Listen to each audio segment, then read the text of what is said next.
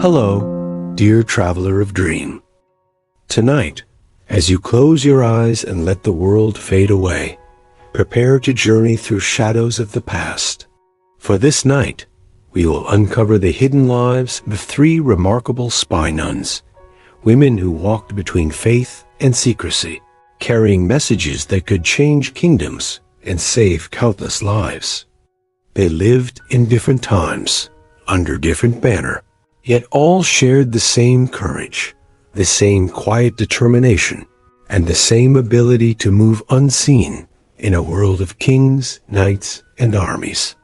Tonight, we will begin our journey with the story of the first spy nun, the Crusader Nun.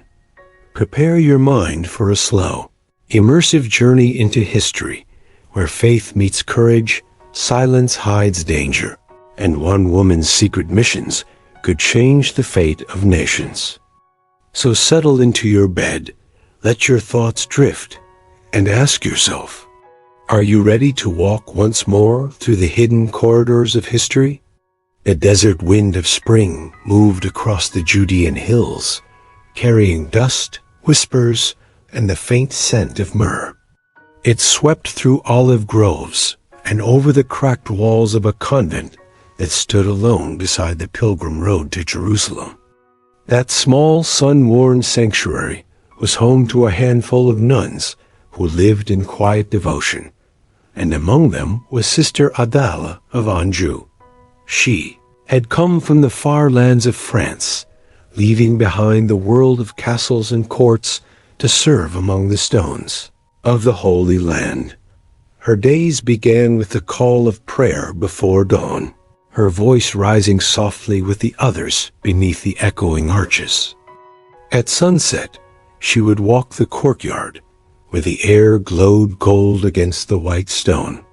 From the far distance came the faint bells of Jerusalem, distant, ethereal, as if ringing from another life.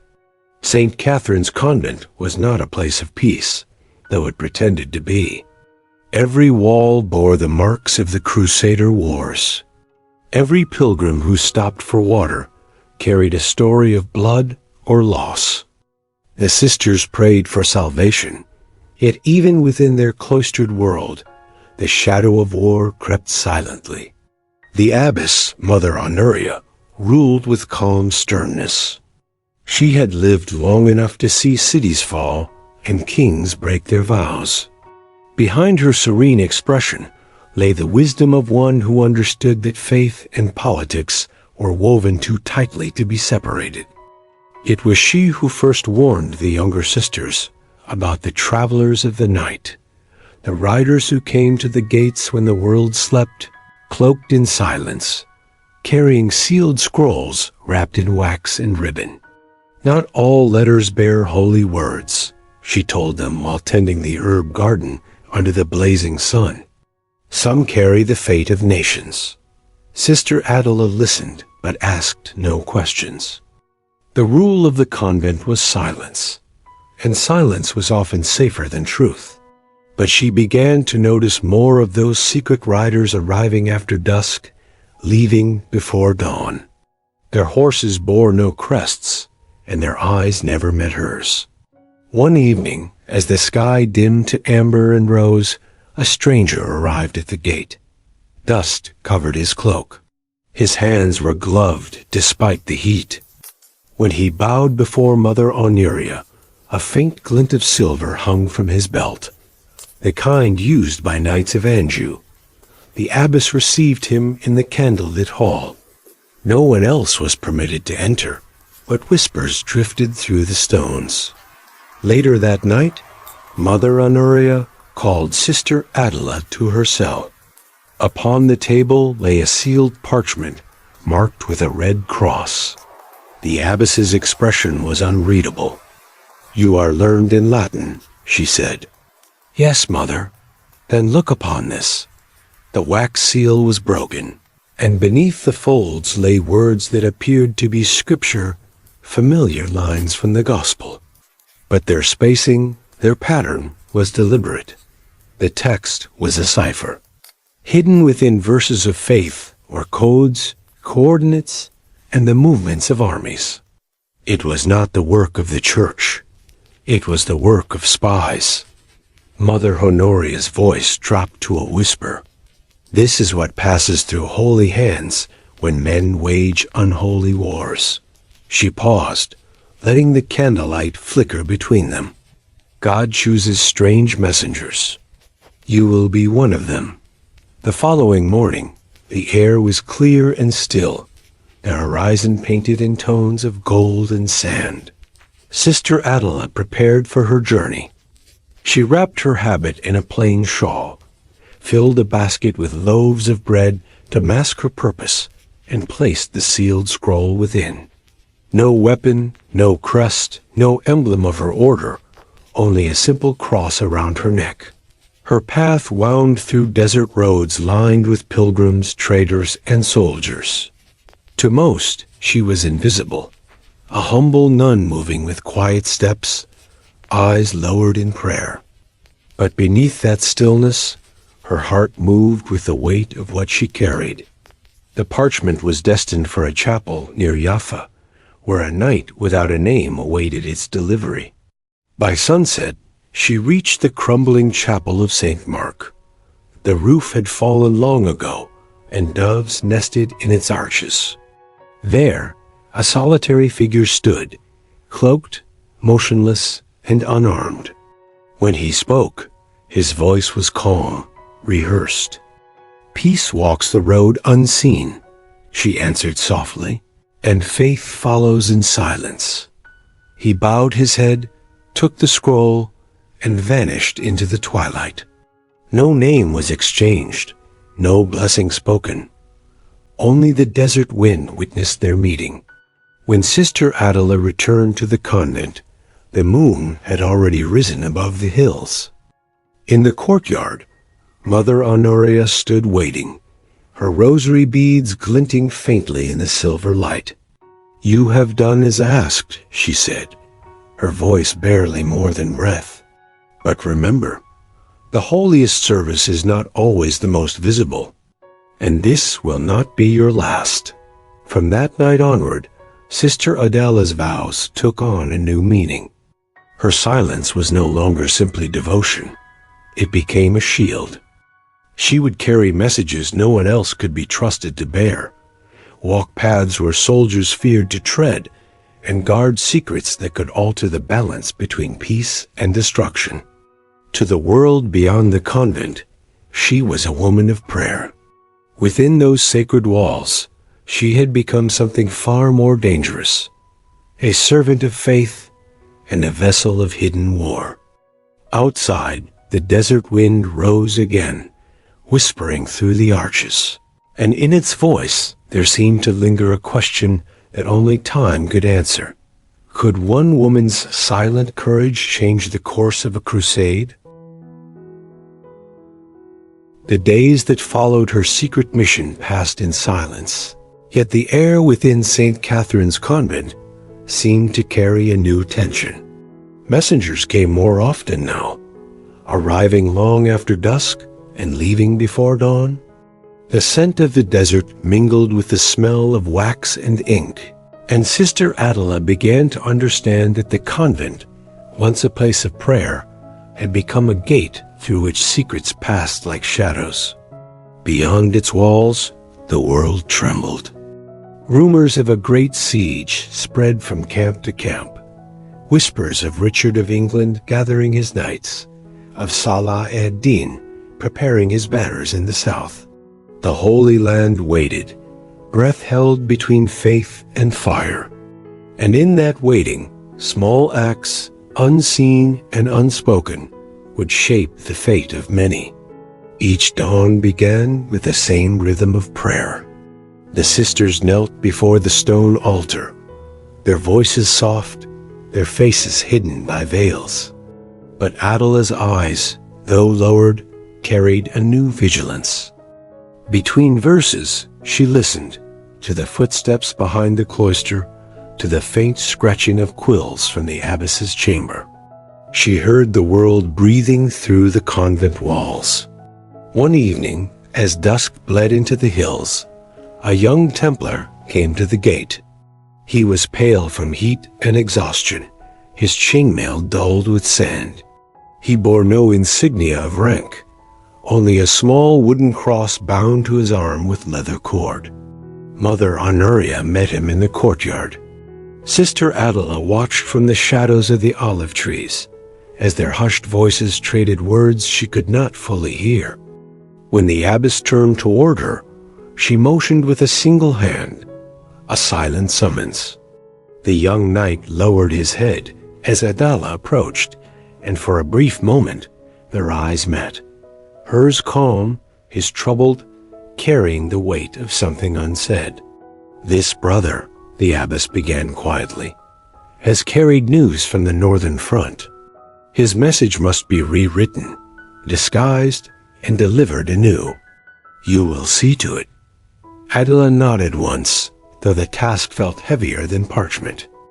In the scriptorium, where oil lamps burned low and the scent of parchment filled the air, Adela worked through the night. She translated words of war into verses of prayer, hiding battle roots within psalms and coded blessings. Every line, every margin, concealed a direction or a name. By dawn, what had been a soldier's report had become a devotional hymn, one that only those taught to read its pattern could understand. When she finished, the knight stood waiting at the archway. He took the parchment reverently, but his eyes did not leave hers. "Do you believe," he asked softly, "that God sees through what we do, or forgives it?" Her answer came like a whisper of wind through stone. "Perhaps faith is not in what he sees, but in what we endure." He bowed, the faintest smile passing over his lips, and disappeared into the glare of morning. That same day, another visitor came. This one not of the cross, but of the crescent. He wore the long robe of a trader from Damascus, and he was escorted by a pilgrim bearing a letter from Salah ad-Din's court. The guards at the gate hesitated, but Mother Honoria received him without fear. Through the narrow grate of the chapel screen, Adela saw their meeting. The abbess and the trader spoke not as enemies, but as two who understood the weight of history pressing upon them both. Gold changed hands, and beneath it, something more dangerous, a small ivory token marked with the seal of a falcon. Later, in the garden, the abbess placed that token into Adela's palm. "This must reach a man near Acre," she said quietly. "No name will be given, but he will know what to do. Do not ask who he is. Do not ask what this means. Your virtue is your silence." Adela looked down at the token, its surface warm from the sun. She thought of the night she had met before, and now of this nameless ally from the other side of faith. The war beyond their walls was painted in banners of red and gold, yet in the quiet places it was fought in shades of gray. That night she knelt in the chapel long after the others had gone to their cells. The candles had burned low, their flames trembling in the draught. Before the great wooden crucifix, she bowed her head. Was she still a servant of God, or a servant of men who claimed to speak in his name?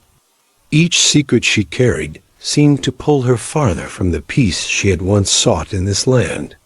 Yet something deep within her heart, that quiet, unbroken vow to protect the innocent, remained her only compass. As she prayed, the desert wind rose outside, rushing softly through the courtyard palms. It carried the distant murmur of armies moving, thousands of men whose faith had become their weapon. And within that rising tide of steel and conviction, there stood this lone figure in white, her voice small but steady, guarding the thin line between devotion and deception. Days turned into weeks. More scrolls passed through her hands, each one disguised as scripture, each one carried under her cloak through the heat of the roads. The world beyond the convent was restless. Rumors spoke of Richard's ships nearing the coast, of Saracen spies among the pilgrims, and of a fragile truce waiting to be shattered. In the midst of this storm, Sister Adela walked the paths between war and worship, unseen and uncelebrated. The soldiers who passed her never guessed the power she carried in her satchel. The priests who blessed her saw only piety, never the quiet rebellion behind her lowered eyes. And as night fell once more upon St. Catherine's convent, the bells of Jerusalem tolled faintly through the desert air. Mother Honoria stood upon the battlement, watching the moonlight silver the hills. Below, in her cell, Adela folded another coded letter into the hem of her robe. The Holy Land slept uneasily, and the whispers of spies moved like ghosts beneath the cross. The summer of 1187 burned across the Holy Land with a merciless sun. Dust hung in the air like smoke, and every horizon shimmered with the illusion of water. The convent walls grew warm even at night, and the sisters slept lightly, their rest broken by the distant rumble of armies moving through the desert. Sister Adela of Anjou had grown accustomed to the rhythm of danger, the coded prayers, the secret journeys, the letters written between faiths that no longer trusted one another. But one evening, as twilight bled across the stones, Mother Honoria summoned her to the cloister garden, where the shadows of the palms stretched long and silent. On the abbess's lap lay a folded parchment marked with a green seal, the emblem of Salah ad-Din, the Sultan of Egypt and Syria. "This arrived from the south," the abbess said softly. "An envoy of the Sultan requests passage to our gates. He brings an offer, or perhaps a warning. Either way, it will not pass through Crusader hands." Her voice lowered, deliberate, careful. "You will go to him, Sister Adela. You will listen. You will return with what he says, no more, no less." Adela bowed her head in obedience, though her heart tightened. To meet an envoy of the enemy was no small matter. For a woman of the church, it was near heresy. But this was no ordinary convent, and obedience had long since become a form of quiet courage. At dawn, she set out under the veil of a pilgrim. Her robe was plain, her cross hidden beneath a linen wrap. The road wound through valleys of scrub and stone, and above her, vultures circled lazily against a pale sky. She carried no weapon, only the abbess's token, a small wooden carving of St. Catherine, and a few coins for the journey. After many hours, she reached the valley of Mar Elias, where a ruined monastery stood half buried in sand. There, a small group of riders awaited her, their horses draped in white, their faces veiled against the heat. One among them stepped forward, his bearing calm but unmistakably noble. He dismounted, removing his veil to reveal a young man with dark, thoughtful eyes. "I am Tariq ibn Rashid, envoy of Salah ad-Din," he said in careful French. "And you are the one they call the Silent Sister?" Adala inclined her head, neither confirming nor denying the name. Her tone was steady. "I have come only to hear what message you bring." Tariq's gaze softened slightly. "Then listen well, Sister of the Cross. Our Sultan does not seek the blood of nuns or monks. He seeks an end to this war that has burned both our faiths to ash. But your kings do not listen to words. They listen to victory." From his robe, he withdrew a small scroll sealed with black wax. "Tell your abbess this. The Sultan will open his hand to peace if your knights will sheath their swords. But if they march upon Jerusalem, not even the angels will count the dead." The message was brief, yet its weight was immense. As Tariq spoke, Adala studied him, his calm composure, the sorrow behind his courtesy. This was not a man of hatred, but of exhaustion. And in that moment, she felt the strange echo of her own weariness, the endless struggle between devotion and destruction. Before she could turn to leave, he spoke again, more quietly. There are those within the Crusader camps who profit from this war, sister. They trade peace for silver, faith for land. Beware of them, for they wear the same cross that you do. His words lingered in her heart long after she departed. Night fell by the time she returned to St. Catherine's convent. The torches along the walls flickered in the wind as she entered the courtyard, her feet heavy with dust. Mother Honoria awaited her in the chapel, kneeling before the crucifix. Adala placed the scroll before her without a word. The abbess broke the seal, read the contents, and for a long time remained silent. When she finally spoke, her voice trembled with the weariness of faith. Even the enemy now speaks of peace, and still our lords march to war. Perhaps it is only the servants of God, both theirs and ours, who still remember mercy.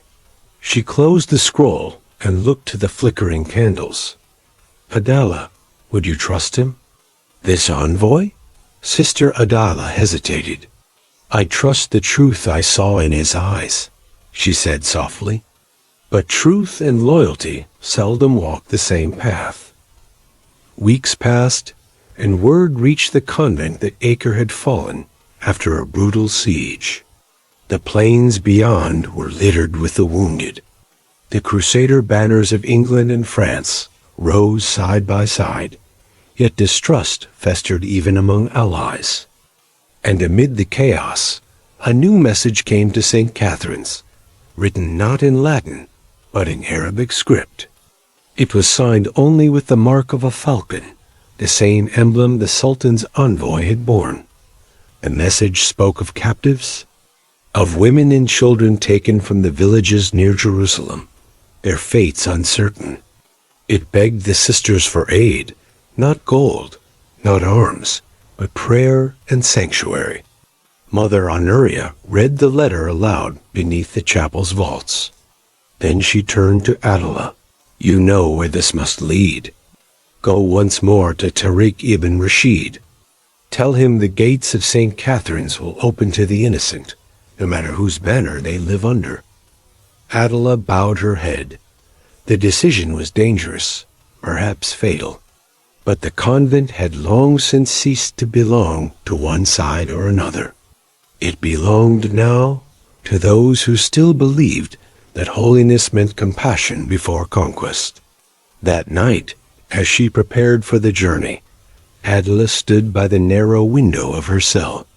Far in the distance, the desert glowed faintly under a waning moon.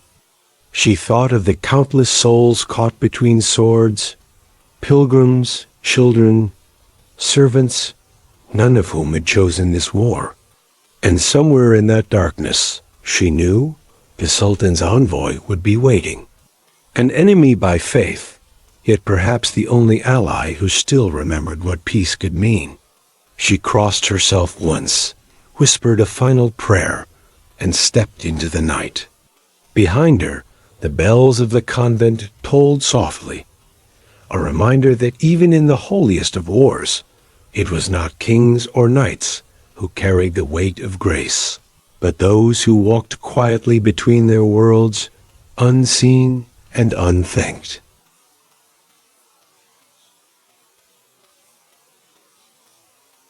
The year drew toward its cruelest season. Summer's heat had hardened the earth, and the plains between Acre and Ashkelon trembled under the march of armies. From the towers of St. Catherine's convent, faint trails of smoke could be seen rising from the horizon, dark ribbons twisting against the gold of the sky. The bells of Jerusalem rang less often now. Prayer had been replaced by the sound of war. In those weeks, Sister Adele of Anjou moved between two worlds, the holy stillness of her cloister and the chaos of the battlefield. Each journey she made was more perilous than the last. Each message she carried drawn tighter between hope and doom. The Sultan's envoy, Tariq ibn Rashid, had not been seen for many days. Yet his last letter had spoken of something terrible, a final siege gathering near Ashkelon, where both armies prepared to meet in fury. And within that city's walls, hundreds of civilians, Christians, Jews, and Muslims alike, had been trapped. They would perish unless someone brokered their passage. When Mother Honoria read the letter aloud, her voice wavered only once. "The knights will not grant mercy to the Sultan's people," she said quietly. "And the Sultan will not yield his ground. If peace cannot be spoken by kings, then it must be whispered by servants." She turned to Adela, her eyes filled with both fear and faith. "You must go again, child. You will not go as a messenger this time, but as a healer. Carry the mark of no kingdom, only the sign of the cross and the mercy it commands." At dawn, the gates opened. Sister Adela rode out upon a mule draped in white linen, her satchel filled with bandages, herbs, and 2 hidden letters, one written in Latin for the Crusader camp, the other in Arabic for the Sultan's lieutenant. Both said the same thing: there are innocents within Ashkelon. Let them walk free. The road was a graveyard of bones and broken shields. Caravans of the wounded limped past her, soldiers half-blind with dust and despair. Yet none stopped her. A nun on the road was a sight even war still respected, if only by superstition. By nightfall, she reached the outskirts of the besieged city. The air was thick with smoke, the horizon lit with the glow of burning oil. From the hills, the Crusader tents gleamed like pale ghosts beneath the moon. Drums echoed faintly from the Saracen lines beyond the dunes, a heartbeat of defiance in the darkness. In the space between them, Sister Adela walked alone. She was stopped first by the Crusader sentries, who leveled their spears as she approached. One of them, an older knight with weary eyes, recognized her habit and stepped forward. "Sister, what business brings you into this hell?" "Mercy," she answered simply. "There are women and children trapped within the walls. I will tend to them. That is my vow." The knight hesitated, torn between duty and reverence. Finally, he lowered his weapon. "Go then, and may the Lord shield you. But if the Saracens see you, they will not show the same grace." Sister Adela said nothing. She passed through the lines and into the valley, where the ruins of olive trees burned like blackened crosses against the stars. Within Ashkelon's shattered gates, the streets were filled with smoke and cries. The wounded lay upon the steps of the mosques and churches alike. She moved among them without pause, binding wounds, giving water, whispering prayers neither side understood, but both accepted. It was there, in the midst of ruin, that she found Tariq ibn Rashid again. He sat against a fallen pillar, his robe darkened with blood. When he saw her, he smiled faintly, as though expecting her all along. "So," he murmured, "the silent sister walks through fire." Adela knelt beside him, tearing a strip of linen from her sleeve to bind his wound. "You should have fled," she said quietly, "and leave my people to die alone?" His voice was hoarse, but steady. "No, sister. If this is the will of God, then let him find me here." For a long moment, they worked side by side, a Christian nun and a Muslim envoy, tending the dying in the ruins of a city both armies claimed as holy.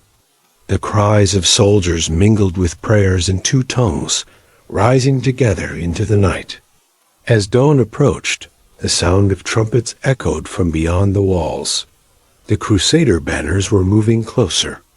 Tariq grasped her wrist, his eyes sharp despite the pain. "You must go, Adela. When the gates fall, they will kill all who remain. I cannot leave them.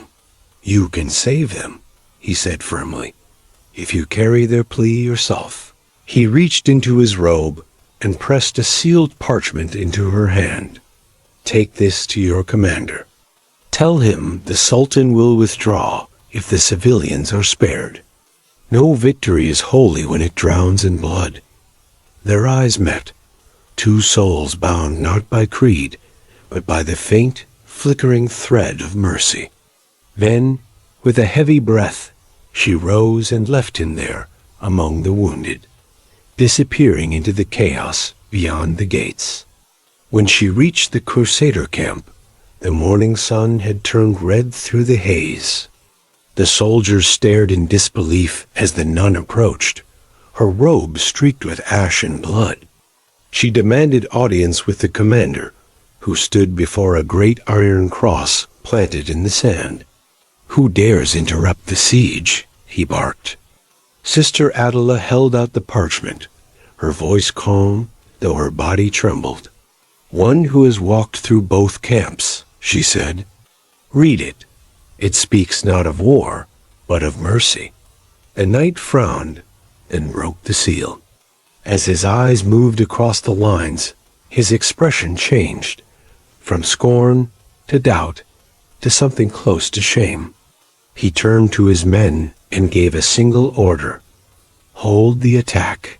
That day, beneath the blazing sun, a small column of civilians walked out of Ashkelon, women, children, and the wounded, crossing the space between two armies in silence.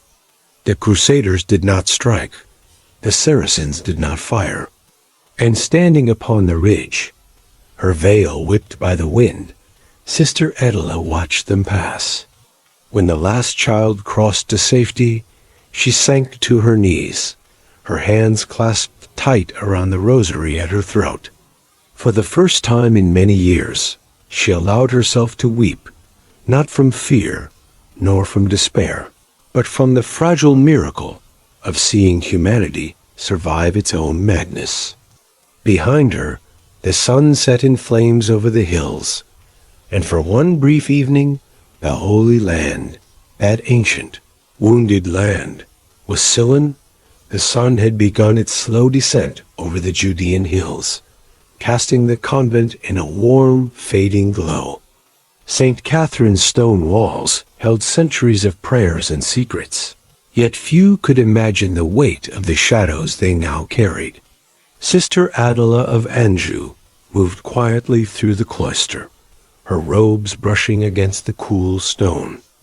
The days of siege, secret letters, and journeys into enemy lands had left their mark on her. The convent had remained a sanctuary, yet its silence now felt different, heavier, more profound, as if the very stones remembered the burdens of faith carried within them. Mother Honoria had summoned her to the chapel. The abbess's hands rested upon the altar, her head bowed in thought. The candlelight flickered over the carved cross, illuminating the lines etched by years of devotion and sorrow. "Adela," she said finally, "there comes a time when even the deepest secrets must be spoken aloud." Sister Adela knelt before her, the weight of countless journeys pressing upon her chest. She had been the keeper of letters that could save or destroy cities, the messenger who carried mercy between enemies, and the unseen hand that guided soldiers and civilians alike. And yet, no one had ever known the extent of her work. The convent, the pilgrims, the knights, all had assumed she was merely a nun tending prayers and herbs. The abbess spoke again, her voice softer now. "Your deeds have preserved life where men only sought conquest. But even the most sacred of actions must be laid bare to God, and perhaps one day to those who follow in your steps." Sister Adela lowered her head. She thought of the countless faces she had seen, the children clutching their mother's hands in Ashkelon, the wounded knight whose eyes had reflected trust, the Sultan's envoy who had entrusted her with hope instead of vengeance. All of them carried a fragment of the weight she bore alone. In the quiet of the chapel, she began to speak, recounting each journey, each coded letter, each life she had saved or helped to spare. Her words moved slowly, measured like the tolling of a distant bell, as if she were weaving a final prayer from memory and truth. She spoke of the desert roads, of caravans of the wounded, of the silent meetings with knights and envoys alike. She did not spare herself from the truth, the fear, the doubt, the knowledge that each mission could have ended in death. Mother Honoria listened, her hands clasped tightly together, her lips trembling with a mixture of awe and sorrow. When Sister Adela finished, the abbess placed a gentle hand upon her shoulder. "You have carried the prayers of the living and the dead alike," she said. "Your silence was not mere obedience, it was courage. And that courage has changed the course of many lives." In the days that followed, the convent returned to its rhythms of prayer and toil. Yet a subtle transformation lingered in the air. The other sisters noticed a quiet strength in Adela, a presence that suggested she had walked not only the halls of the convent, but the boundaries of human faith and morality itself. Even the novices whispered of the stories she shared in cryptic verses and allegory, tales of mercy carried in secret, of lives spared by one unseen hand. The Crusader armies moved on, leaving Ashkelon scarred but surviving. Pilgrims once again traveled the dusty roads to Jerusalem, unaware of the nun who had walked between their armies to protect them. And somewhere, in a distant city, the Sultan's envoy remembered the white-robed figure who had delivered hope where only fear had reigned. Years later, Sister Adela sat in her cell, older now, the lines of time softening her features, but not her resolve. She opened a small chest beneath her bed and pulled out the parchments she had once carried, letters and ciphers, prayers rewritten into secret codes, each a testament to courage unacknowledged. She kissed them lightly and placed them back into the chest.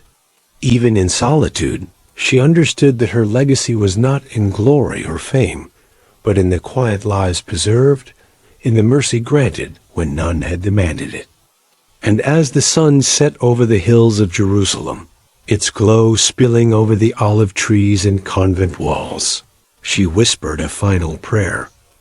"May those who come after walk with courage, speak with truth, and serve with mercy, even in a world that forgets their names." The wind rose outside, carrying the scents of the desert and the sea. It moved gently through the cloisters and the arches, through the corridors of memory, touching the stones that had borne witness to secrets, courage, and faith.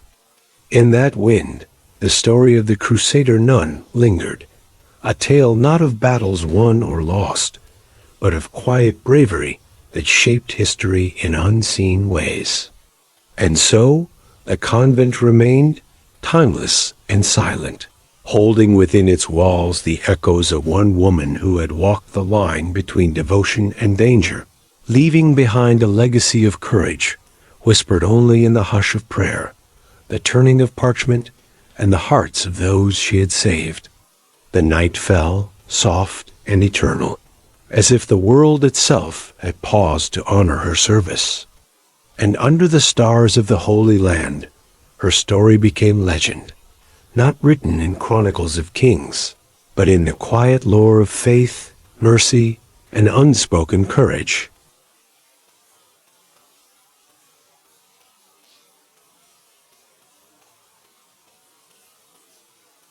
Now we begin the story of the second Spy Nun, the Venetian nun 15th century, Republic of Venice. The morning fog lay thick over the canals of Venice, softening the sharp outlines of stone bridges and palaces. Water lapped quietly against the wooden poles, carrying the faint smell of salt and incense. Among the narrow streets and hidden courtyards stood a modest convent, its walls pale against the pale light of dawn. Here, far from the grandeur of St. Mark's Square, lived Sister Elisabetta, a nun of quiet devotion and unusual intelligence.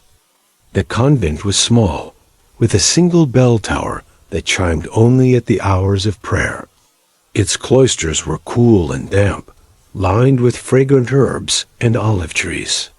The sisters moved with a gentle rhythm, their steps muted on the stone floors, their eyes downcast in obedience. But Sister Elisabetta carried a secret that would set her apart from all the others. By day, she tended to the sick, copied manuscripts, and learned the languages of the merchants who passed the convent gates. By night, she walked the city's canals, a messenger in disguise, a shadow among shadows, listening to whispered secrets that could topple powerful families. Venice, in the 15th century, was a city of brilliance and danger alike. The Doge's palace gleamed in marble. Masked balls and public festivals entertained the people. Yet behind the glittering facades, alliances shifted as easily as the tides. Rival merchants, noble families, and foreign envoys constantly maneuvered, trading wealth and influence in whispers and letters. In such a city, a nun could move unnoticed, a woman cloaked in piety and hidden purpose. One evening, as twilight fell over the Grand Canal, Sister Elisabetta received a visitor at the convent gate. He was a courier from a noble family, his robe simple, his eyes wary. He handed her a small parchment sealed with a violet ribbon. The seal bore the crest of a rival Venetian house, the Foscari family, known for both their cunning and their ambition. The abbess, Mother Serafina, motioned her into the private chamber. "You know the city better than any knight or merchant," she said. "A message you carry is not for our eyes, but for the Doge himself. And yet, you must pass through streets where the smallest mistake could cost your life." Elisabetta's lips pressed together. She had known her role for many years, yet each task brought a fresh wave of tension. The convent was her sanctuary, but the city beyond was a labyrinth of intrigue. That night she prepared. Her habit was covered by a dark cloak, her face partially hidden by a hood. A basket of herbs, letters, and coded documents hung by her side. She stepped onto the wooden bridge, and the fog swallowed her as though the city itself had accepted her presence into its quiet shadows. The streets were nearly empty, lit only by lanterns swinging in the soft evening wind. Merchants closed their shops, gondolas drifted slowly under arches, and cats padded silently along stone ledges. Elisabetta's senses were attuned to every whisper, every footstep, every ripple of water. She knew the families who watched for spies, who would kill to protect their secrets. As she walked, she recalled the first time she had been entrusted with such a mission. It had been a coded letter to the Doge, warning him of a plot to overthrow an ally. She had delivered it with no name, no trace, only the message hidden in scripture and verse. That night, Venice had remained safe, and her hands had not trembled. Now, a new challenge awaited. The Foscari family had uncovered evidence that the rival Cantarini house planned to intercept valuable shipments arriving from Constantinople. If the Doge were to learn of it, the fragile balance of trade and power could be maintained. If the letter failed to reach him, Venice could erupt into civil unrest. Elisabetta moved with care, slipping through narrow alleys where shadows clung to the walls. She paused at the Rialto Bridge, listening. A gondolier hummed softly to himself, the sound swallowed by the fog. A pair of soldiers approached from the far end, but they were heading elsewhere, unaware of the nun who carried the fate of Venice in her hands. The closer she drew to the Doge's palace, the tighter the streets became. Narrow stone lanes twisted between tall buildings, and the fog seemed to grow heavier, as though trying to slow her progress. Yet she walked with unwavering steps, her mind focused, her heart steady. Finally, she reached the palace gates, where guards in ornate armor observed the canals. She lowered her hood, revealing only enough of her face to appear as a novice nun delivering messages for the church. The guard scrutinized her for a long moment, then allowed her to pass. Inside the courtyard, she approached the chamber where the Doge himself awaited, a man both revered and feared throughout Venice. The parchment was delivered swiftly, the words and seals intact. No one asked her name. No one questioned her presence. She bowed slightly, turned, and melted back into the foggy streets, disappearing as silently as she had arrived. That night, as she returned to the convent, she paused on the bridge overlooking the canals. The moon reflected in the rippling water, and gondolas drifted like shadows beneath the arches. Elisabetta allowed herself a brief moment to breathe. The city was safe for now. The message had been delivered, unseen, uncelebrated. And in the quiet of the night, she felt the strange satisfaction of one who served both God and Venice, a hidden hand shaping the fate of a city through courage, wit, and unwavering secrecy. The convent doors closed behind her, the stone walls echoing with her soft footsteps. Mother Serafina waited, her expression calm, yet full of unspoken understanding. "You have done well," she said. "Venice sleeps peacefully because of what no one knows, and you are its silent guardian." The wind rose outside, brushing through the cloisters, carrying with it the scent of salt water and candles. In the foggy city of canals, one nun's courage had moved unseen, shaping history with nothing but her devotion and quiet bravery. The morning mist had lifted from the Grand Canal, revealing the pale facades of palaces that gleamed in the sun like jewels. Venice was alive, with the sounds of merchants calling their wares, gondoliers guiding their boats, and bells tolling from the distant churches. Yet beneath the city's beauty lay currents of intrigue, whispers of plots that could topple noble houses or shift the balance of power in the Republic. Sister Elisabetta moved quietly through these streets, her dark cloak blending with the shadows beneath the arches. No gondolier questioned her. No merchant interrupted her path. She carried nothing but her basket, filled with letters, herbs, and the hidden documents entrusted to her by the abbess. To most, she was merely a nun running errands for the church. But she had learned long ago that the smallest step, unnoticed by the city, could carry the heaviest burden. The Foscari Palace loomed ahead, its white marble walls glinting in the sun. Inside, the family moved with careful attention, aware that rivals always watched. The Cantarini, the Dandolo, the powerful and ambitious families of Venice. Each sought to protect their trade routes, their influence, and their secrets. Elisabetta had been summoned by Mother Serafina to carry a new message. It was a delicate task, a coded warning about an imminent attempt to intercept a shipment of silk and spices from Constantinople. If the Doge received it in time, the trade could proceed safely. If not, the city's fragile peace could unravel. She entered the palace courtyard through a hidden side gate where servants and minor officials moved like shadows. Her presence drew no attention. She slipped through corridors lined with frescoes, her feet silent on the marble floors, until she reached the chamber where a minor Foscari councilman awaited. The councilman's eyes widened as he saw her, yet he did not speak. He knew of the convent's silent sister, the woman who had delivered letters that preserved lives and fortunes alike. Elisabetta handed him the parchment, her fingers steady. He broke the seal, scanned the message, and nodded in silent approval.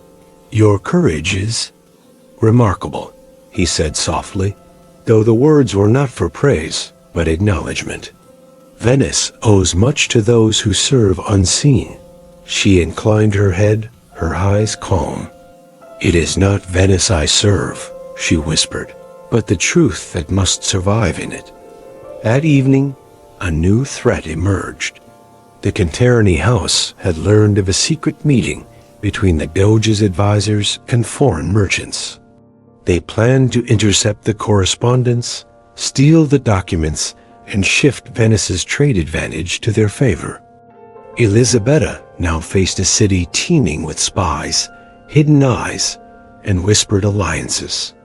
She navigated the alleys with care, avoiding the main thoroughfares where merchants and guards gathered. The canals reflected the lanterns above, turning the water into a shifting maze of gold and shadow.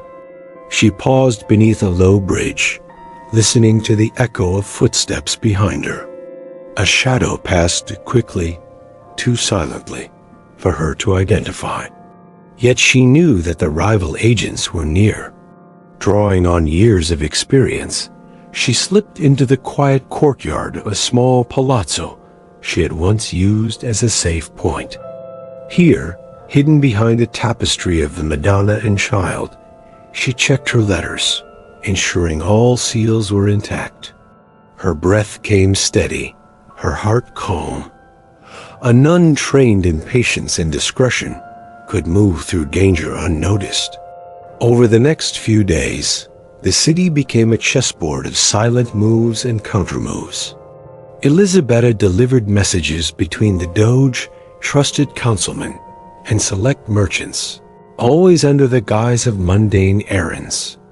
She memorized the faces of those who watched for spies and avoided them with careful precision. At night, she returned to the convent, carrying no recognition, no applause, only the quiet satisfaction that Venice remained safe, its commerce unbroken, and its people unaware of how close they had come to chaos. Mother Serafina observed her carefully. "You walk a dangerous path," she said one evening, her voice low and deliberate. "But the city needs you, as do many who will never know your name. Never forget, your loyalty is not to the noble houses, but to what must endure beyond their ambitions." Elisabetta nodded, understanding fully. Venice was a city of masks, some worn on the face, others worn in the heart. And she had learned to wear both with grace. One night, as she crossed the Rialto Bridge, she paused to look over the dark waters. The city's reflection shimmered like a painting, lanterns, marble, gondolas drifting silently. And in the quiet of the canals, she felt the weight of her choices. Each message delivered, each secret preserved, had kept lives from unraveling. But each also drew her deeper into the shadows, where trust was rare and danger ever present. Yet for all the peril, there was a strange serenity in her work. Venice's streets may have been tangled with spies and plots, but in her quiet vigilance, the city slept safely. And in that silence, she found a measure of peace, even as the world beyond its walls swirled with ambition and deceit. The convent doors closed behind her as she returned once more. Mother Serafina greeted her with a soft smile, though her eyes betrayed concern. "You have done well," she said. "Yet the night is not yet over. Tomorrow, the city will demand more courage, more subtlety. And you will walk again through its shadows. Elisabetta knelt before the altar, whispering a prayer for Venice, for the merchants and nobles, for those unseen and unremembered. The wind rose outside, carrying the scent of salt, herbs, and candle smoke through the cloisters.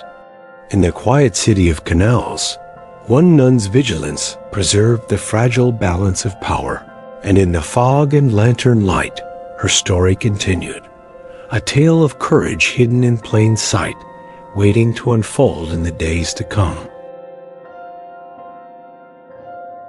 The city of Venice glittered under a canopy of lanterns, each canal reflecting light like liquid gold.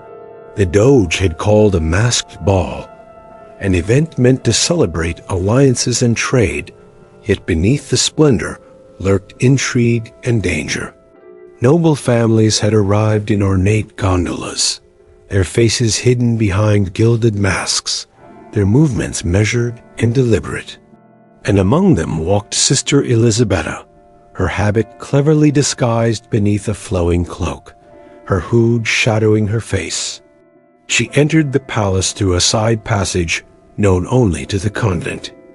The grand hall was alive with music and chatter, the air thick with perfume, candle smoke, and the scent of roasted meats. Every noble she passed seemed a potential enemy, yet each was also a source of valuable information. Her task was clear: observe, listen, and deliver a discreet warning to a trusted councilman who could prevent the Cantarini from seizing control of an incoming spice shipment. Elisabetta moved among the dancers and masked figures, her eyes alert to gestures, whispered conversations, and the subtle shifting of alliances.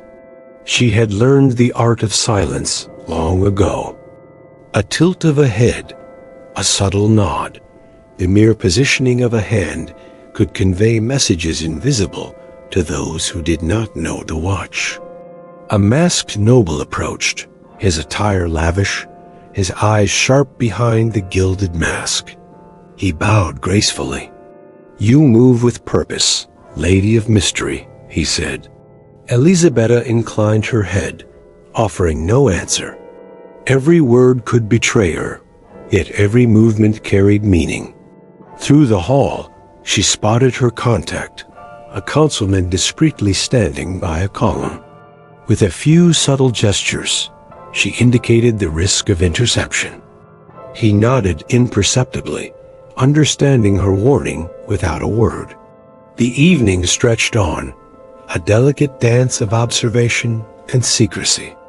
Elisabetta traced patterns of conversation, noting who spoke too often, who lingered too long near certain tables, who exchanged subtle signals. Each detail mattered. Venice was a city built on trade and trust, yet beneath it lay a network of spies and rivals, ever ready to exploit the smallest mistake. As midnight approached, a hush fell over the hall. The Doge stood on a balcony overlooking the Grand Canal, raising a goblet to the gathered nobility.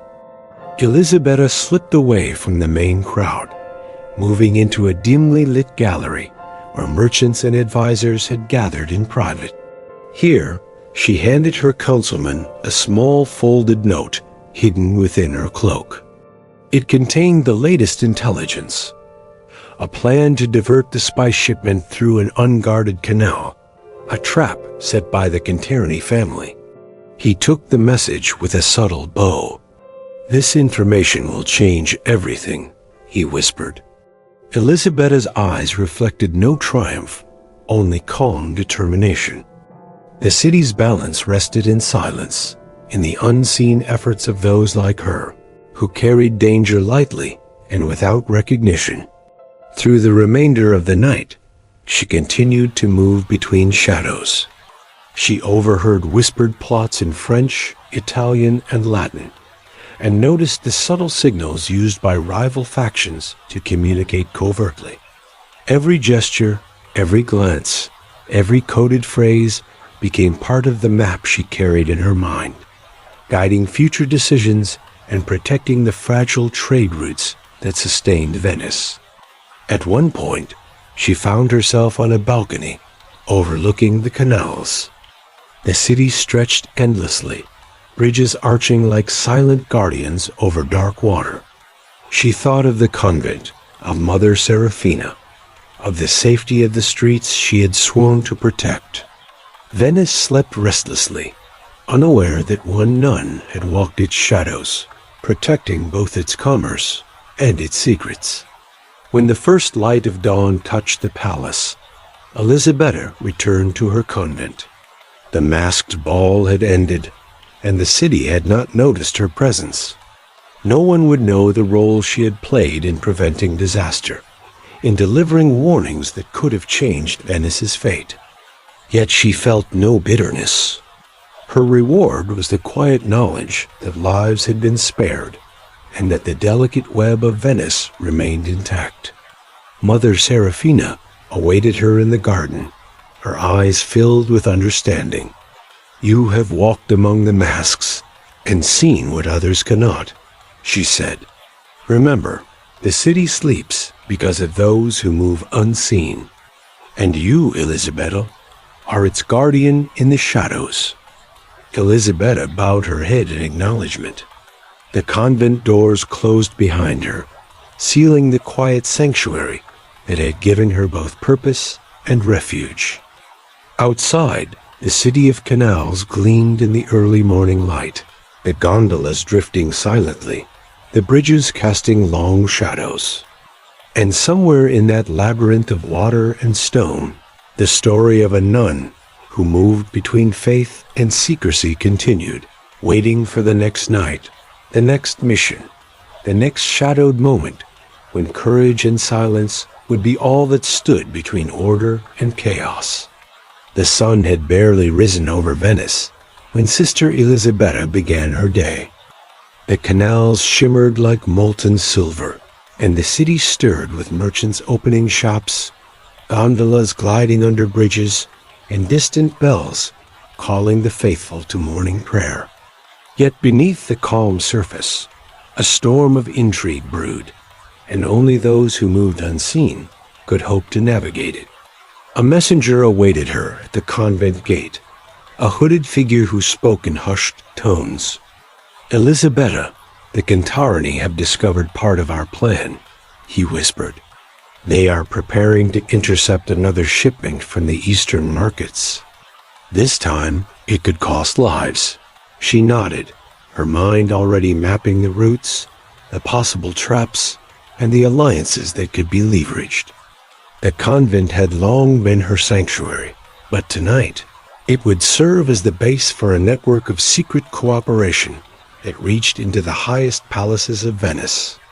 Elisabetta moved swiftly through the narrow alleys and bridges, her cloak shielding her from prying eyes. The city was waking, yet she moved as though in a different time, a shadow passing over the waking world. She reached a small hidden courtyard near the Palazzo Ducali, where a group of trusted councilmen and merchants waited. Here, no masks were worn, yet all were cautious, their eyes scanning for spies and rival agents. A man stepped forward, a merchant known for his loyalty and discretion. "The shipment will arrive at the North Canal tonight," he said quietly. "The Cantarini plan to seize it at the dock. If we do not act, the Doge will be forced into a compromise that will strengthen their house and weaken Venice's trade." Elisabetta examined the maps, her fingers tracing the winding canals. "The shipment must be diverted," she said softly, "but not through the main routes. We need a path unseen by both their guards and the city watch." That evening, she prepared for her mission. Her basket contained herbs to help soothe the workers, and a set of coded letters meant for the Doge and allied councilmen. She walked through Venice as twilight fell, lanterns casting golden reflections upon the water. Every movement was deliberate, every gesture calculated. The fate of the city rested in her silent vigilance. As night deepened, The docks were alive with activity. Guards patrolled the area, and the Canterni agents moved like shadows, ready to intercept the incoming ships. Elisabetta slipped through narrow side streets, delivering instructions to dock workers and trusted merchants. She guided them to unload the shipment quietly, moving it along hidden passages she had mapped in her memory. Through her careful coordination, the goods reached safe hands before the Canterni agents could intervene. The councilman awaited her at a secluded courtyard, reviewing the successful operation with cautious relief. Elisabetta simply nodded, her face calm, her heart steady. The city slept, unaware of the quiet triumph that had preserved its fragile balance. Yet the night was not without risk. As she returned through the alleys, a shadow fell across her path.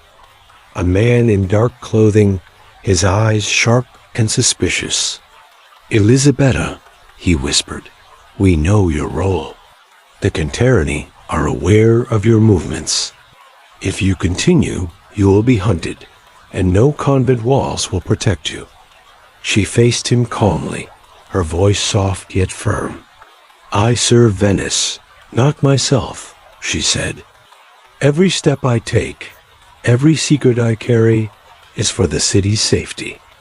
If I fall, another will continue the work. The city will endure because it must, and I will not let fear dictate my path." The man studied her for a long moment, then nodded. He vanished into the darkness, leaving her alone under the lantern-lit streets. The quiet of the night embraced her, the canals reflecting her solitary figure. She had moved through danger, navigated political intrigue, and preserved Venice's fragile peace. Returning to the convent before dawn, Elisabetta found Mother Serafina in the garden, tending herbs. "You walked through peril tonight," the abbess said, her eyes thoughtful. "The city thrives because of what you did, though none will ever know your name. Yet courage, even unseen, shapes the world. Remember, Elisabetta, your loyalty is the thread that binds Venice together in its hidden moments." Elisabetta bowed, her hands folded over her basket. "I understand," she said quietly. "The city moves like water, unpredictable and shifting. I am but a shadow in its currents, guiding it where it must flow." The sun rose higher, illuminating the canals, bridges, and palaces. Venice awoke to another day of commerce, diplomacy, and daily life. Its people were unaware of the hidden battle waged in its alleys, its hidden courtyards, and on its moonlit bridges.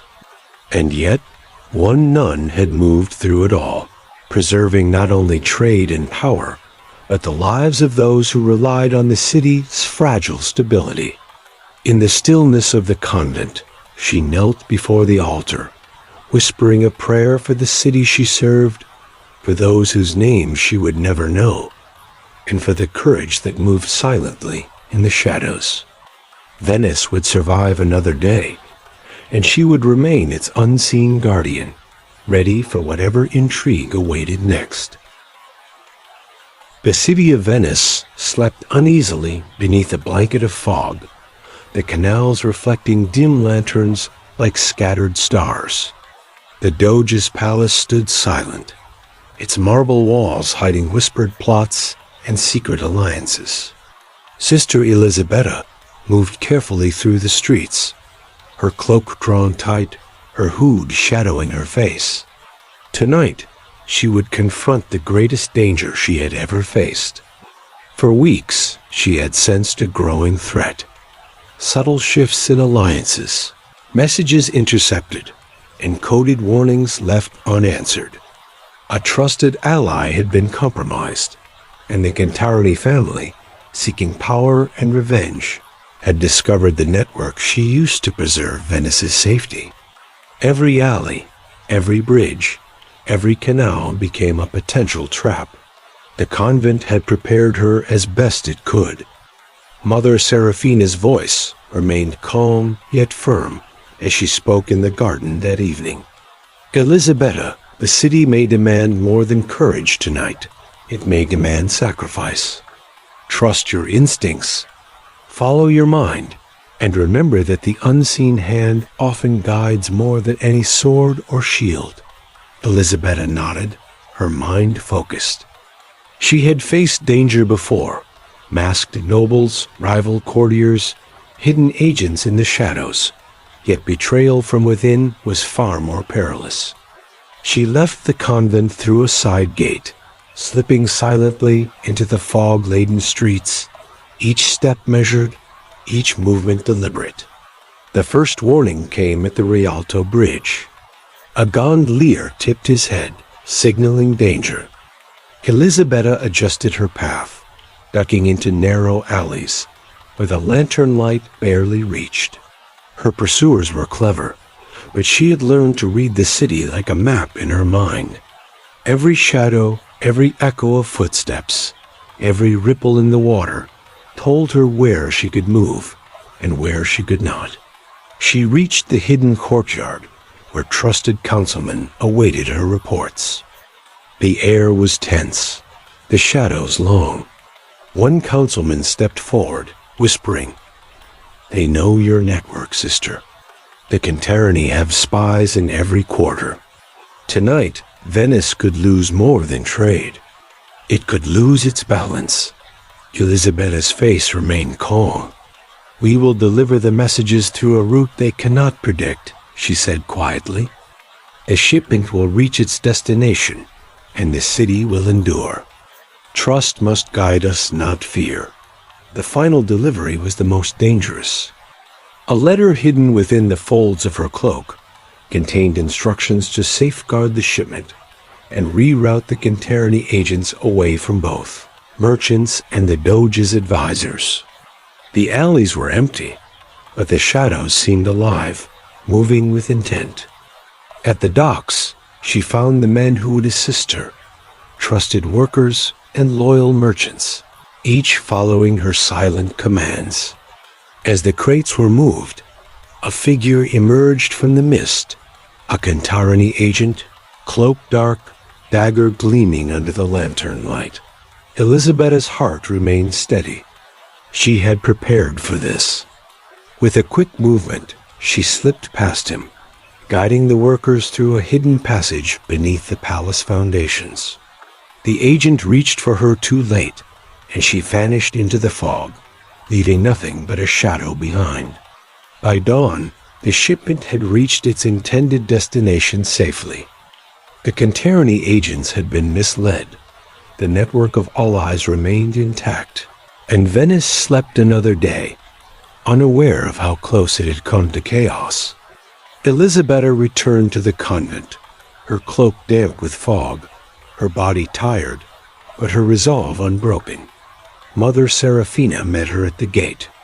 "You have walked through betrayal, danger, and darkness," she said softly. "Yet Venice survives because of your courage and because of your wisdom. Few will know, Elisabetta, but the city will remember, in ways unseen, the hand that guided it safely." Elisabetta bowed her head, kneeling briefly before the abbess. "I serve Venice and the truth that must endure," she whispered. "Name or recognition are of no matter. Only the city's safety matters." In the quiet hours, the convent returned to its rhythm. Sister Elisabetta tended herbs, whispered prayers, and copied manuscripts, as if the night's dangers had been nothing more than a shadow in her mind. Yet in the hearts of those she had protected, her influence lingered, subtle, invisible, a thread of safety woven into the city's fabric. And while Venice bustled, traded, and celebrated, she remained in the shadows, ready for the next whisper of danger, the next secret to protect, the next betrayal to navigate. Her courage, patience, and skill had preserved a city built on trust, commerce, and fragile alliances. In her quiet vigilance, She had become not only a servant of faith, but a guardian of Venice itself. The wind rose over the canals, brushing against the convent walls, carrying the faint scent of salt water and candle smoke. In the calm morning light, Sister Elisabetta knelt at the altar, offering her prayers. Venice was safe for now. And in the shadows, her story would endure, a tale of courage, secrecy, and unwavering devotion whispered only in the silence of the city and the hearts of those who knew the cost of its survival.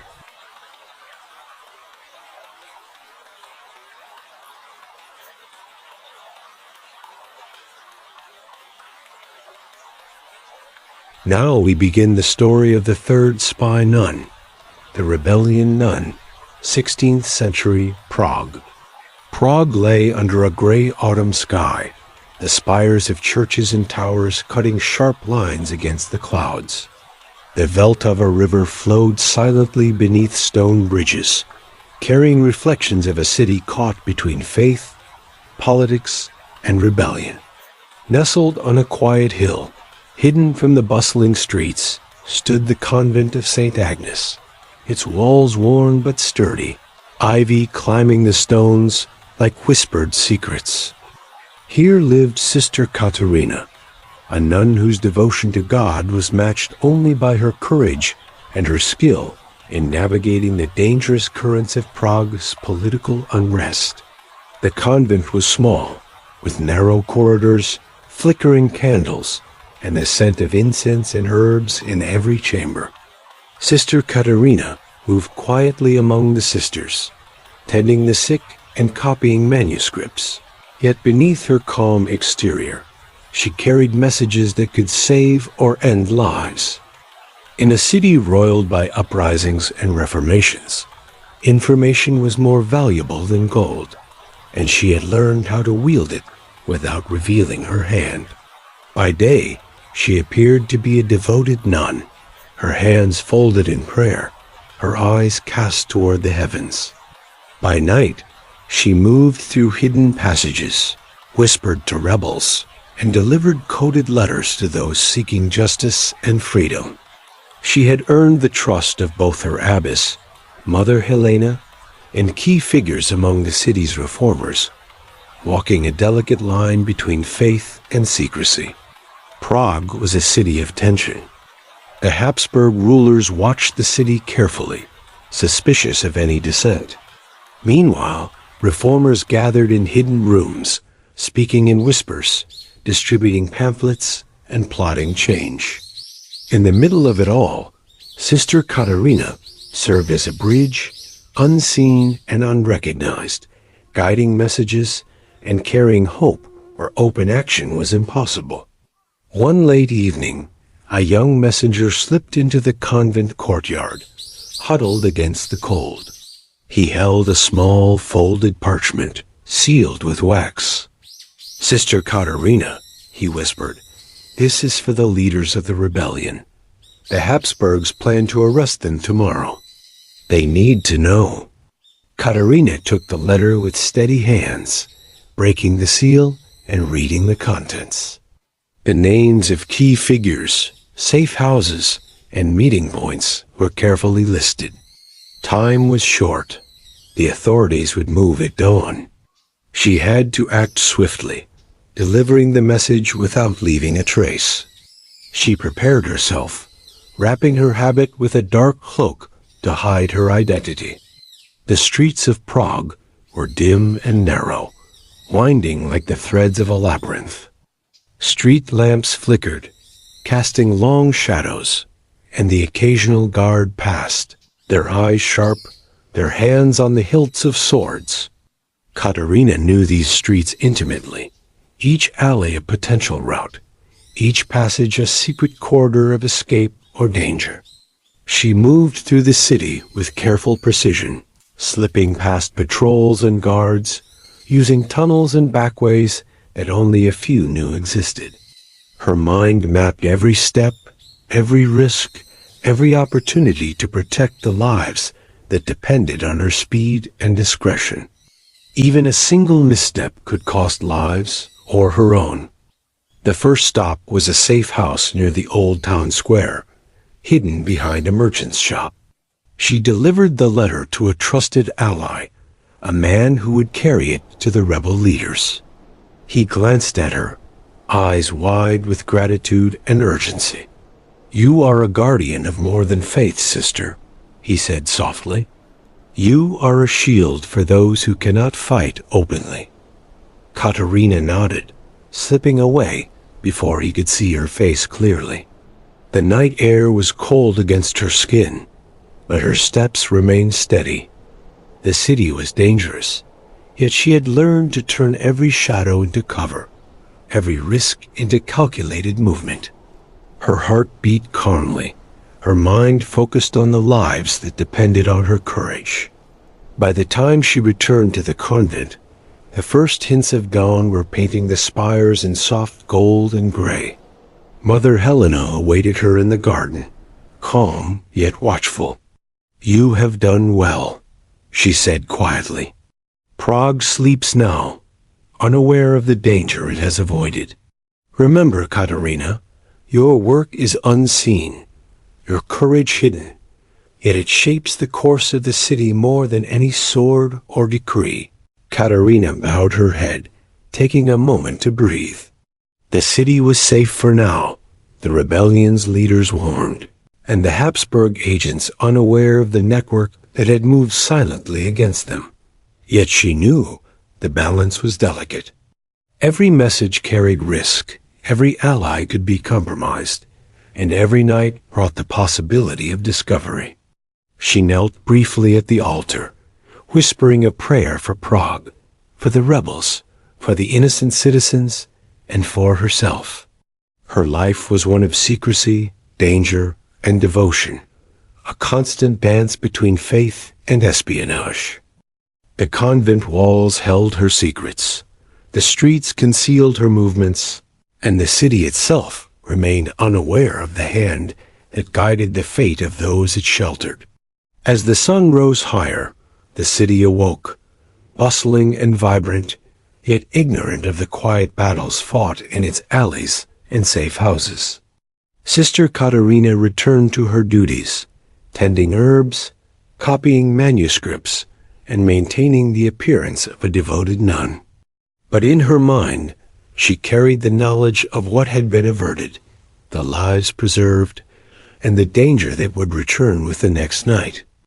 Prague slept, but in its shadows moved a nun whose courage, discretion, and unwavering faith would guide the course of rebellion and protect those who dared to hope. The streets of Prague lay in quiet tension under the moonlight, the cobblestones slick from a recent rain. Lanterns flickered softly along the alleys, casting shadows that shifted and stretched with each gust of wind. Sister Katerina moved like a whisper through these streets, her dark cloak blending with the night, her hood pulled low. Every step she took carried the weight of the city's fragile future, every breath a reminder that danger could appear in the most unexpected places. Her task that night was delicate. Several coded letters had to reach leaders of the rebellion without alerting the Habsburg authorities, who had begun to tighten their watch over the city.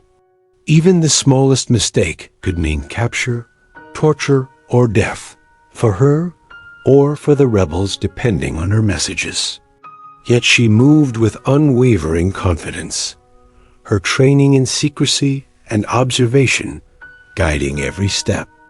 The first delivery was to a safe house near the Charles Bridge, hidden beneath a bakery long closed for the night. Inside, a young clerk awaited, nervous but trusted. Katerina handed over the letters, each folded and sealed with subtle symbols only known to her network. "These must reach the leaders before dawn," she whispered. He nodded, careful not to speak louder than necessary, understanding the stakes without being told. She lingered only long enough to ensure the message would be carried correctly, then slipped back into the foggy streets. The city seemed calm, yet every shadow held the possibility of discovery. Guards moved in patrols, citizens wandered home from taverns, and spies, trained and watchful, waited silently in corners for the unsuspecting.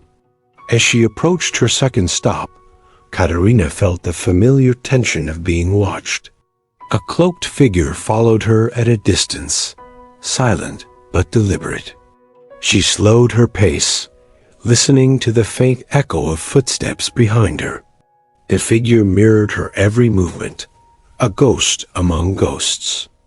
Katerina's mind worked quickly, plotting her escape through narrow alleys, side doors, and hidden staircases known only to a few in the city. At a small courtyard, she ducked beneath an archway, disappearing from view. The pursuer paused, then moved on, unable to detect her clever concealment. She allowed herself a quiet breath.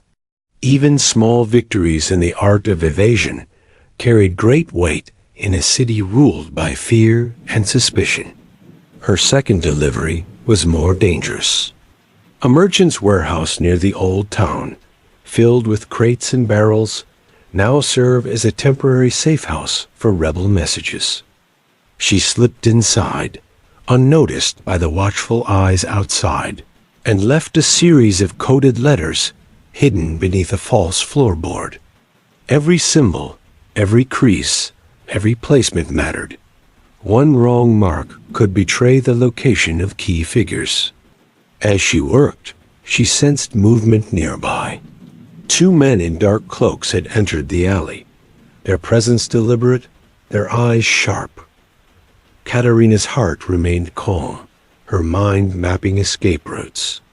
She moved silently behind a stack of crates, letting the men pass, then continued her work, undetected.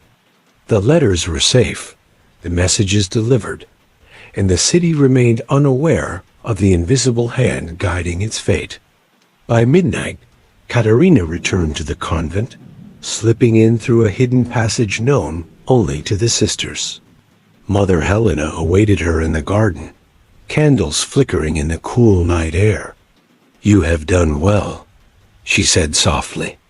"The letters are delivered, the leaders informed, and the Habsburg Watch has no knowledge of our network. Yet remember, the danger grows with each night, and every success draws their attention closer." Katerina nodded, her mind already turning to the next tasks. She could not rest, not fully, until all messages reached their destinations and the city's fragile hope endured. Even now, shadows moved outside the convent walls, unseen eyes watching, waiting for a single misstep. The night air carried the distant tolling of church bells, a reminder of both faith and the passage of time. Katerina knelt briefly before the altar, whispering a prayer for those risking their lives, for the city she loved, and for her own courage. Her life was a delicate balance, devotion intertwined with danger, secrecy entwined with purpose. Yet she found solace in knowing that every letter delivered, every secret preserved, strengthened the cause of those who fought quietly against oppression. As the first light of dawn touched the spires of Prague, the city awoke unaware of the network that moved silently beneath its streets. Sister Katerina returned to her routine duties within the convent, tending herbs, copying manuscripts, offering prayers, all while carrying the knowledge of the night as triumph and the weight of the next mission. In the quiet of her chamber, she allowed herself a single thought. The city sleeps now, but the struggle is far from over. And when night falls again, she will move once more through its shadows, a silent guardian of hope, faith, and freedom.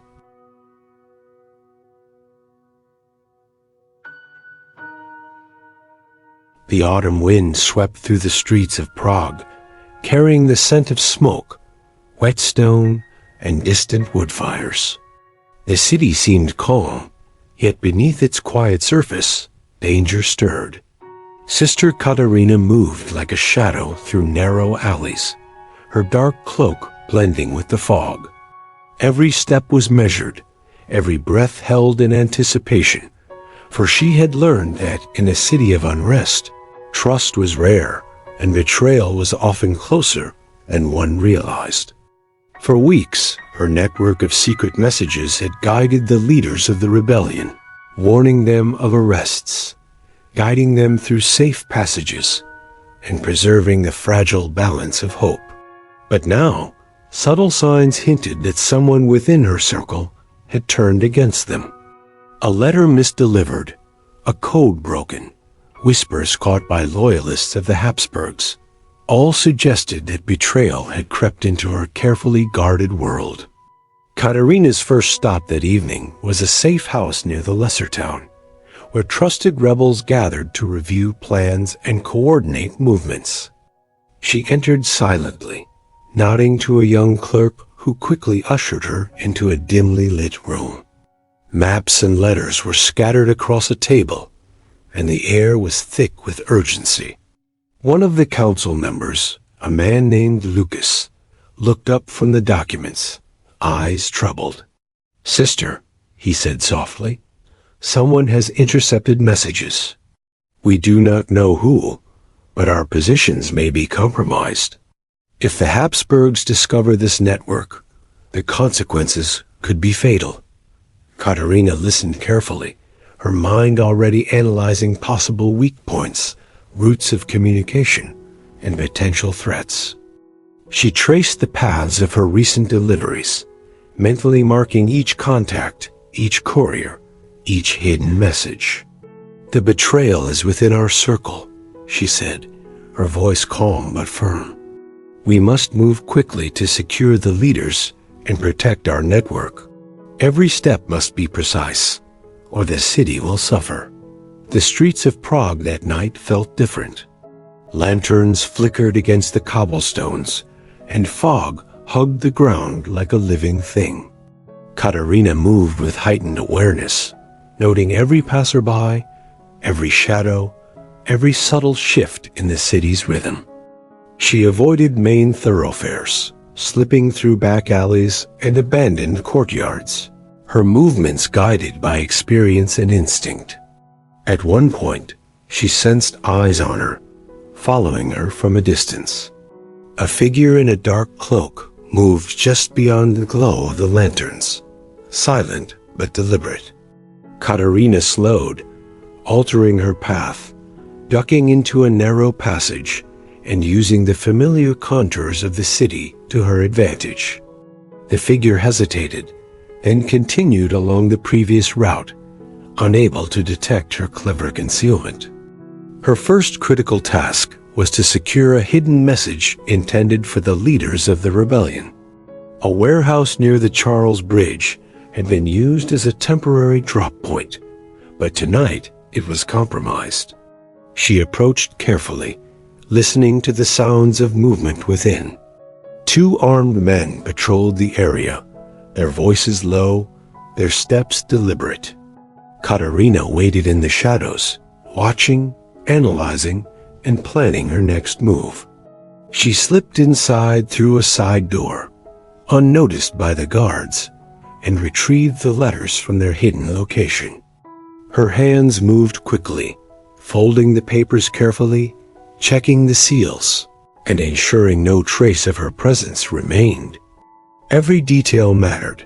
One mistake could expose the network and cost countless lives. As she exited the warehouse, she realized the full extent of the threat. A trap had been set to intercept her, to capture the letters, and to identify her allies. She pressed herself against the wall, moving silently along the edge of the alley. The city became a maze of shadows and whispers, every turn a possible point of confrontation.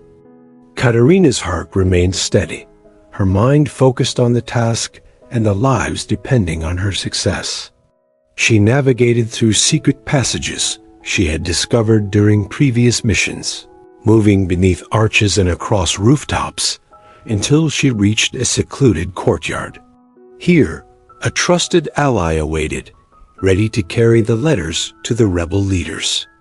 The transfer was swift and silent, a brief nod acknowledging the danger, and the letters were safely in new hands.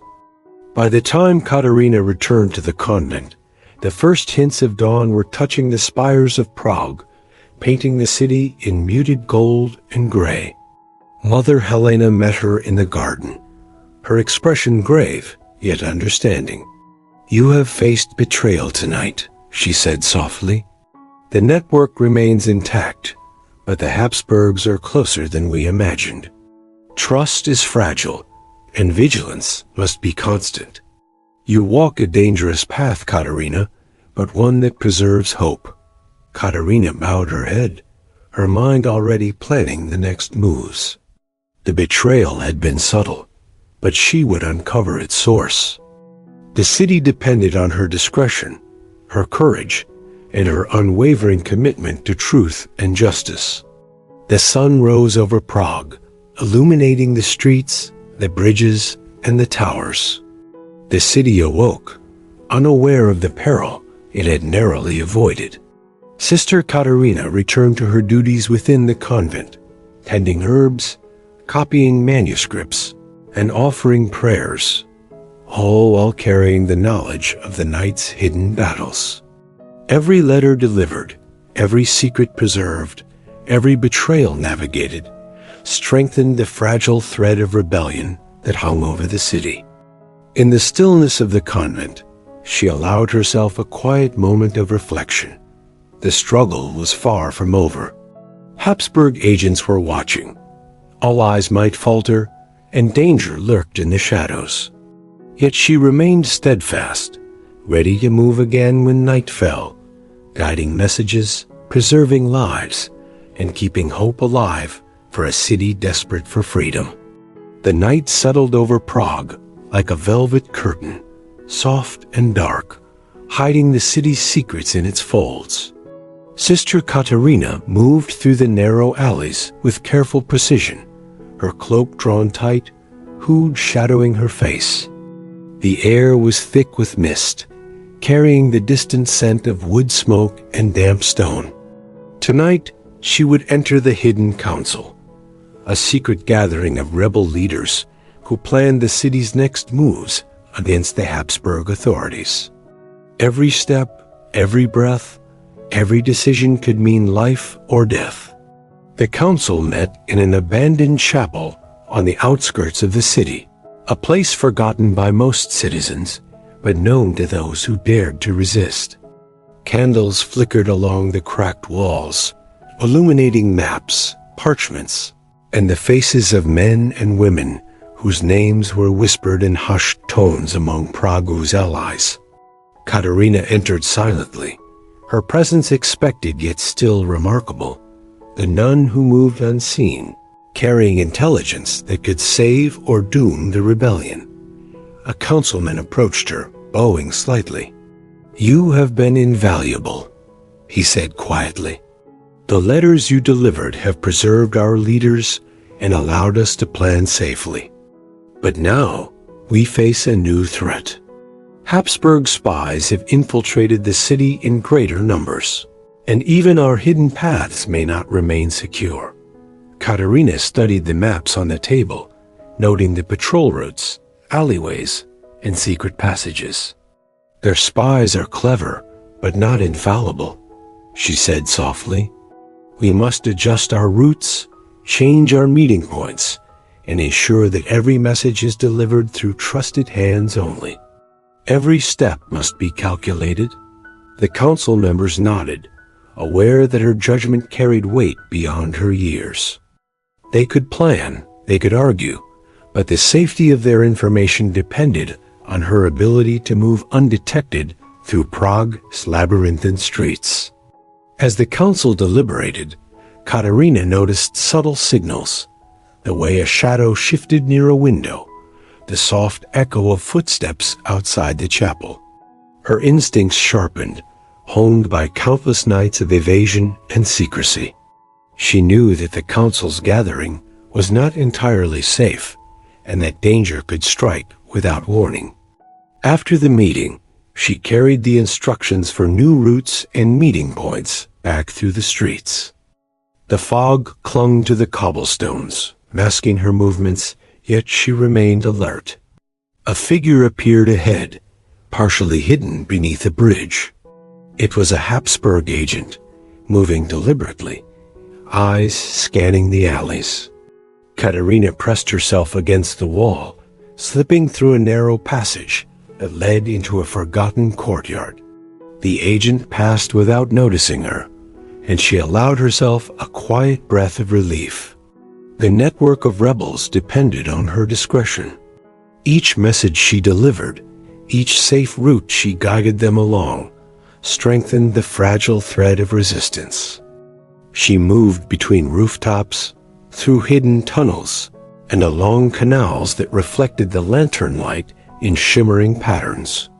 The city was a maze of opportunity and risk, and she had learned to navigate it with skill born of necessity. By dawn, she returned to the convent, her cloak damp from mist, her hands carrying the weight of the city's secrets. Mother Helena met her in the garden, the candles flickering in the morning light. "You have guided the council safely," she said softly. "But remember, Katerina, every success draws attention. The Habsburgs are patient and relentless. Your work is far from over." Katerina nodded, her eyes calm. "I understand," she said quietly. "The city sleeps safely tonight, but vigilance must continue. Every shadow may hold danger. Every ally may falter. Yet we must move forward." The first rays of sunlight touched the spires of Prague, illuminating the city in soft gold and gray.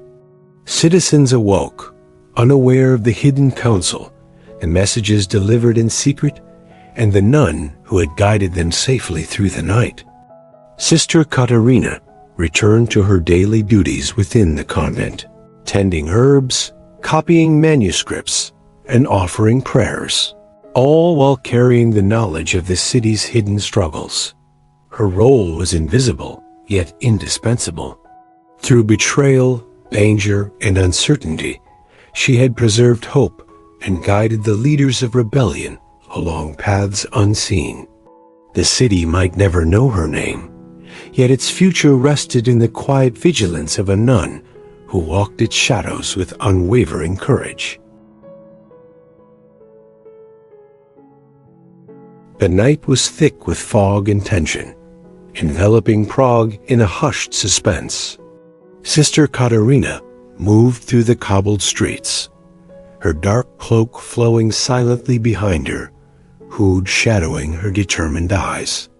The city seemed calm, yet she knew danger waited in every alley, in every shadow, and in every whispered step of the Habsburg agents hunting the rebellion. Tonight, everything depended on her courage and skill. The rebellion leaders had received her secret messages and were preparing their next moves, but intelligence suggested that the Habsburgs had discovered a spy within the network.